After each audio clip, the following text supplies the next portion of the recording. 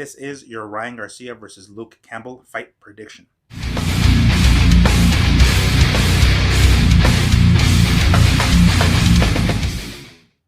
What is up, you guys? Fight Fiend Mix here, coming at you with a new video. As always, thanks for taking the time to stop by and checking it out. On my continuing quest to make my videos shorter and shorter, I'm going to try to blast through this topic here. I know I said that last time and my video ended up being 20 some odd minutes, but I personally don't like sitting through long-ass prediction videos, and I'm sure you guys don't either. So let's go ahead and get to the topic. This Saturday, January 2nd, Ryan Garcia takes on Luke Campbell for the vacant interim WBC lightweight championship. So this is your Ryan Garcia versus Luke Campbell fight prediction. All right. So I have my laptop here to my right. There we go. When it comes to my fight prediction videos, I like to take a look at a fighter's last or most recent fight. Considering that Ryan Garcia's last two fights were less than a round, I figured I'll just go ahead and take a look at those two fights so I can have a little bit more material or a little bit more context. With Luke Campbell, I'm just going to go with his most recent fight, which went 12 full rounds. So we're going to start with him. Starting off with his record, he is 20-3 with 16 KOs. His last fight was a unanimous decision loss to the then #1 lightweight in the world, Vasily Lomachenko. That went 12 rounds, of course. As I mentioned, unanimous decision. No shame in that, losing to the then, #1 lightweight and still ranked, probably top 5 still, pound for pound fighter in the world, Vasily Lomachenko. So definitely no shame there. If you guys remember that fight, there was a point in the, I believe it was the 7th round, where Luke Campbell, it looked like he stung Lomachenko. It looks like he kind of hurt him to the body a little bit.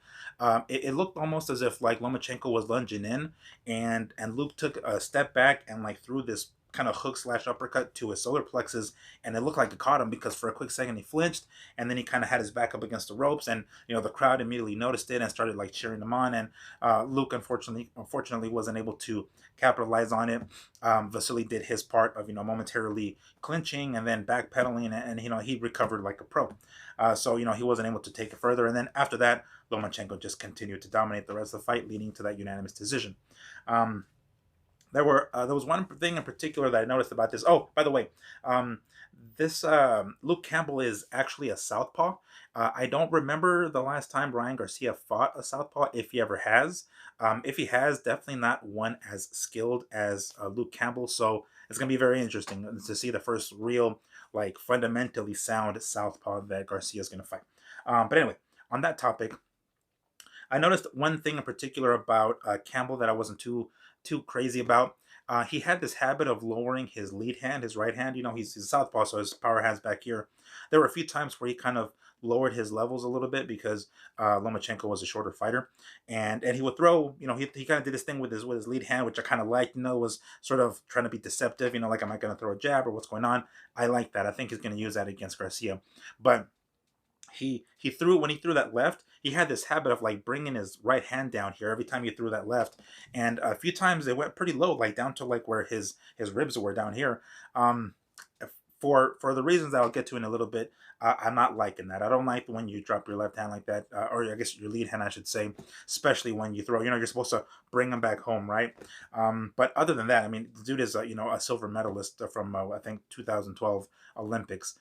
He's only 33. I know that's considered sort of old sometimes in boxing, but doesn't have he's fought some top guys, but doesn't have a lot of miles on his odometer, so to speak. He hasn't really taken too bad of a beating in his fights in his career. So I think he's got quite a bit still on that odometer. So yeah, and then on top of that, he's 5'9", which I think is only an inch shorter than Ryan Garcia. Ryan Garcia is 5'10", so I don't think that height is going to be an issue. All right, moving on to Ryan Garcia. As I mentioned, I'm going to be going over 2 of his most recent fights that were actually less than than a round. Let me see. Here we go. All right, going first with his most recent one, Francisco Fonseca. That was a KO win in 1 round. That was in February of 2020, earlier this year, before shit hit the fan. And then Prior to that was against Romero Duno, which was in November of 2019. If I recall correctly, that was on the undercard of Kovalev and Canelo. So going first with the Duno fight, first round KO. That one, the way he managed to KO Duno was with a right. He threw this right hook. There was a point where they kind of were like in close quarters, not really clinch, but just real close quarters. And Garcia threw a right hand that landed clean. It didn't really like stung or like hurt Duno, but it was clean enough to kind of get his attention. He backed up a little bit, and then Duno started doing this like kind of bob and weave type thing really low, and Garcia threw a right hand that kind of like nicked him, or it was a glancing punch that almost was like the top of his head, or I'm sorry, the back of his head, almost like right behind his ear. That's not Garcia's fault, of course. Garcia's throwing and his head happens to be there, so he drops and he's all fucked up and everything. On the referee, just counts a little bit and then calls it off. So that was a very very good. It shows that we all know that he has the power, right? Definitely not the most powerful lightweight, but he's got pop enough where a glancing shot would hurt him. Of course, the spot obviously helped right behind the ear. Then after that, the February fight with Francisco Fonseca. This one I want to talk about a little bit more for a few things, for a few reasons. One, I liked Ryan Garcia. I liked how tight he was. He would throw. There were a few times where Fonseca would kind of like lower his levels and throw a jab to Garcia's body, and Garcia would come over that jab with a right, and like no telegraphing, just like blah, and it was perfect. It was just like pot shotting. It was so accurate, and I like that. I like when fighters don't telegraph their punches. I know sometimes you do have to wind up. You do have to put it's not it's loaded. It's always loaded, right? But sometimes you have to wind up. It's sort of like I guess like Deontay Wilder. He really loads up on those right hands. Manny Pacquiao does that as well. He does the double jab and he throws in. He goes in and they really commit to that power or that right hand to the point where sometimes it actually throws them off balance. Both guys have paid for it, of course, but some of those examples are amusing. I'm just guys that really put everything into their power. This particular left hook, if you guys noticed the way Garcia knocked out Fonseca, it was with a left hook, and he barely cocked it back. It was just like boom. It was so tight and it was so crisp. And not only did he not telegraph it, but he had enough power to knock Fonseca out. That was pretty fucking impressive. Yes, Fonseca is not on his level. As a matter of fact, it wasn't even at his weight class. I think Fonseca's fought at 130 for most, or for his recent fights, and then moved up to 135 for the opportunity to fight Ryan Garcia, and it didn't go well. But I like that. I like that left hook because it was tight, it was not telegraphed, and it was powerful enough to take him out. That's pretty impressive. I know there's a lot of comparisons done with him and Oscar De La Hoya because they're both Latinos and they're both good-looking men, or were, I should say, with De La Hoya when De La Hoya was younger. And then on top of that, they both have that power in the left hook. So there's a lot of comparisons right off the bat. I'm sure that's one of the reasons why De La Hoya has him in his staple. But yeah, that's one of the things that I noticed. To kind of go back on what I was saying with Luke Campbell. Luke is a southpaw here, so he's going to have his right hand, as his lead. If he, throws the left and brings down that left, or brings down the right, I should say, that could open up a spot for Garcia to counter with that left. Maybe end the night. I don't know. Campbell's a tough motherfucker. And I've said this before. They were scheduled to fight back in August. As a matter of fact, I'll leave a card here if you guys want to see that video. I made a video about it back then because I was, we were under the impression the fight was going to happen in August, but of course this bug didn't help matters, and the fight was postponed until now. Excuse me. So, back then I mentioned this, and I mentioned it then. I'm gonna say it now. Like, Campbell is no joke. Like, he is the real deal. He is going to test Garcia like nobody has before. Like, this is the first time that he's fighting a guy who is like top notch, somebody with his amateur pedigree. I mean, I don't want to overstate it because Campbell, the times that Campbell's had top fights or fights with the top guys, he's come up short. We don't really know if Garcia is a top guy yet, but depending on how he looks against Luke Campbell, because keep in mind, even if Garcia wins, if he looks like crappy in winning, that's not going to help him. That's going to actually make Campbell look even better. So um, that's one thing to take in consideration. I've said it in that video before. Luke Campbell is going to test Garcia big time. It's going to be his first real test, not just because of his pedigree, but also the fact that he's a southpaw. He's somebody that's relatively close in height. This is a real deal. Now, one thing I want to give credit where credit is due here. We all remember a few weeks ago where what's his name, Errol Spence, fought Danny Garcia, and afterwards, of course, he was asked about what's next. Everybody was hoping he was going to call out Crawford. He talks about his chickens and his ranch and all this shit, and it's like, God damn it, bro, what the fuck? On the Kovalev and Canelo undercard, this was where this fight with Romero Duno was. When Romero Duno fought Mikey, or Jesus Christ, all the Garcias, I'm getting all the Garcias fucked up. Ryan Garcia. During the post-fight press conference, I actually attended that fight, and I recorded a quick clip of Ryan during, well, not a quick clip, but it was him at the podium talking about his fight that night, and then of course his future. I'm gonna post it here in a few seconds, but you guys will see who he calls out. Well, I had like a little plan, just my own thoughts. I wanted to fight Linares next, and then I wanted to fight Luke Campbell. Those are the fights realistically that I want. So that was basically that's my plan. I said I wanted to fight Avery Sparrow, then fight Duno here, then fight Linares, and then fight Luke Campbell. I didn't change. I haven't changed anything. This is just what it is. That's pretty cool, huh? Right? I mean, it's not often they hear the young cat calling out the names like that. Unfortunately, Jorge Linares is kind of tied up with Javier Fortuna and that going on, and Linares testing positive for COVID himself, so that fight gets postponed. But I mean, that's pretty impressive. The fact is, like, I want this guy, I want this guy, I want this guy. Realistically, he can get them, and he couldn't get Linares for whatever reason, and Linares moved on to fight, or is going to be fighting Fortuna whenever the hell that happens. I'm sure there's still going to be an opportunity to fight Linares if he comes out of that win, or he comes out of that fight with a win against Fortuna. But what's the next big thing? Next, Jesus Christ, I can't talk today, guys. Next best thing, Luke Campbell, and boom, he's got him. So that I like that. We want to hear that from the young fighters, not just calling out guys that will most likely not end up fighting him, but calling out guys that are realistic. And I would much rather hear that than for Ryan be like, no, I'm gonna go back home and spend time with my family, and then we'll see what happens. Like, no, he's like, I want Linares, and I want fucking Campbell, and he's got Campbell. So we gotta give credit where credit's due. Now, did he bite off more than he can chew? That's what we're going to find out. Okay, so I've rambled long enough. I'm going to get to my prediction here. Considering that this thing happened with Canelo and Golden Boy going to court and separating, Canelo is no longer the cash cow of Golden Boy. Basically, De La Hoya has no other choice but to allocate all of that to to a fucking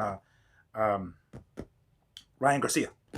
He's basically, after all this happening with Canelo, and Canelo had got so much promotional support from Golden Boy and Oscar De La Hoya, and now that Canelo's out of the picture, damn well that Oscar's going to put all that into Ryan Garcia. Now, that being said, does that mean that maybe in the close rounds in this fight against Campbell, the judges are most likely to lean towards Garcia and give him the close rounds? The fact that he's now kind of like the face of Golden Boy, I mean, him and, Munguia, I guess, right? But him, because, he's the better looking of the two, probably. So that's kind of where I'm going to lean with this prediction here. I don't think, considering how I just, gushed over Garcia's power, I don't think he's going to be able to knock Luke Campbell out. I think it's going to go the full 12 rounds. Now, Ryan Garcia has never gone 12 rounds. Luke Campbell has. Luke Campbell has gone 12 rounds 5 times. He's 2-3. So 1-2, lost 3. Hasn't really gone his way in the 12 rounders. However, 2 of those losses were split decisions. So they're pretty fucking close. But my point is he has a lot more experience going 12 rounds than Ryan Garcia. There's a saying in boxing that kind of goes along the lines of class tells over time, or you'll be able to see class over time. So when Garcia gets a guy this talented like Campbell in the sixth, seventh, eighth round, how is he going to react when he's not able to take him out, or he's not able to knock him out? Garcia has actually gone 10 rounds a couple of times. I have my laptop here real quick. It was against Jason Velez, where he went 10 rounds, and that was a unanimous decision win. But also, the fight after that was against this guy named Carlos Morales. That went 10 rounds as well. It was Garcia's toughest fight to date. It went the distance, and it was a majority decision. So one of those judges actually had it a draw. Fuck. So, he's never gone 12 rounds. Campbell has. Is that going to play a factor in the 8th, 9th, 10th round, or 12th, 11th, whatever the fuck?